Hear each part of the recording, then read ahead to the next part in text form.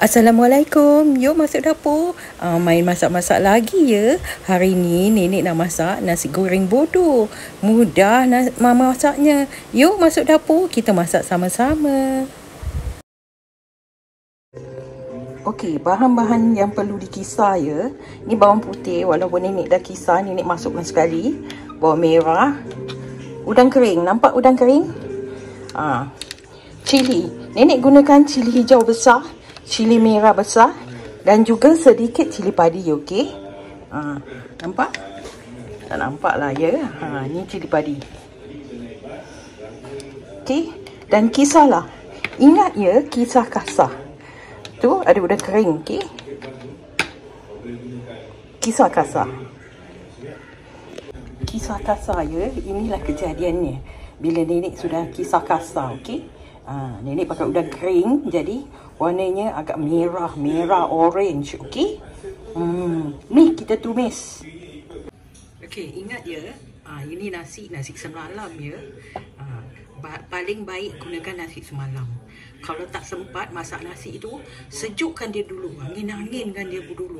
Betul-betul dah sejuk baru boleh goreng. Okey? Panaskanlah minyak, okey? Api sedang saja. Remember, nenek selalu masak api sedang saja, okey? Oh, minyak sudah habis. Tak apa. Gunakan minyak biasa.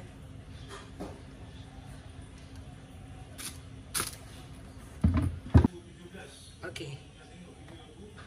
Boleh masukkan bahan-bahan kisar, okey? Ini bahan-bahan kisarnya.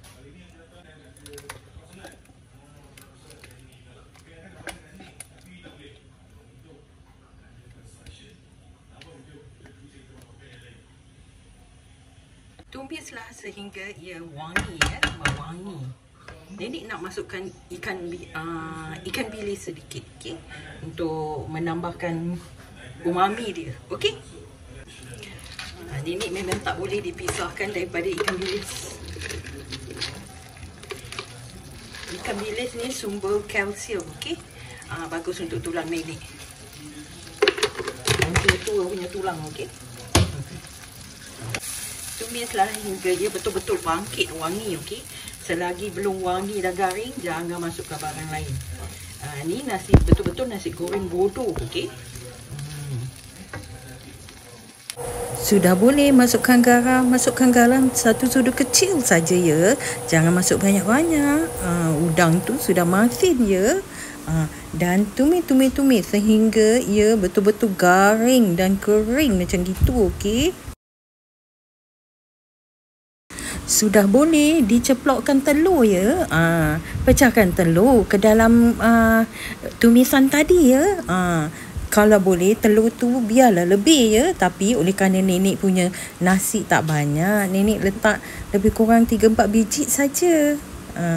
Dan janganlah diurak-arik ya. Bagi telur tu masak separuh masak gitu, okey. Bolehkanlah pecahkan kuning dia tu ya, dan bagi dia rata. Sudah boleh masukkan nasi ya anak-anak.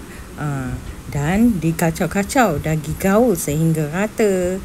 Mudah masak ni. Ini nasi goreng bodoh ya. Cuma telur saja. Isinya tiada lain-lain. Mudah membuatnya.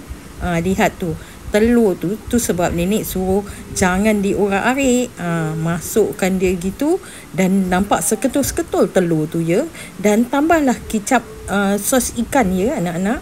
Kalau suka. Kalau tak suka jangan letak. Okey. Sos ikan ni untuk perisa ya. Bertambahkan sedap lagi nasi kita. Yuk rasa.